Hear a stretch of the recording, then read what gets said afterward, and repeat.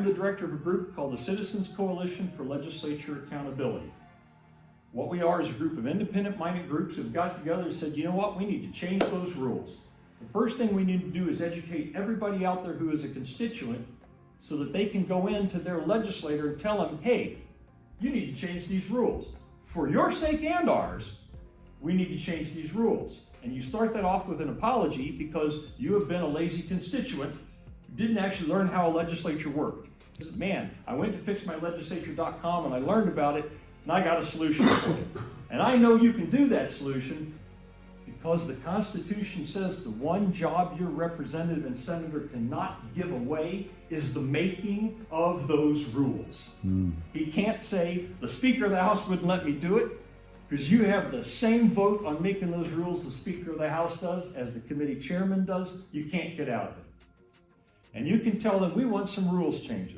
And the 4 rules changes we want, first of all, we want to make it so that committee chairmen serve at the pleasure of their committees. Second thing we want to do it is when any action comes up on a bill, it requires a record vote. Now I'll give you a good example of this. In Colorado passed a law saying that if you're a parent and you didn't agree to affirm your child's change in gender, that you were committing child abuse and the state could take that kid from you. Wow. So you want to know how that law got passed? Well, they had what's called a voice vote. So in the voice vote, they say, okay, we got the bill up here. All in favor say aye. And you heard aye. All opposed say nay. Nay! And the guy who was running the thing, who was supposed to make sure that bill passed, says, you know, the ayes have it, the bill passes.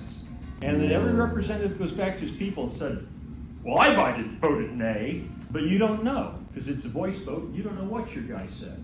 So come election time, you can't actually hold him accountable for anything he did or didn't do, like passing a law that says you're not allowed to have voice votes. It allows you so that you can get out of this caught between the lobbyist and your constituents. So the second thing we want is if it's a bill action, whether we're going to end debate, table this thing, say for it, against it, do an amendment, whatever it is, record vote.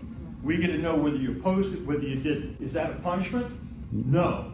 That's so that when they do the right thing, you can go back to them and say, man, you did it. You did not buckle into the lobbyists. We support you. You're doing what a representative's supposed to do.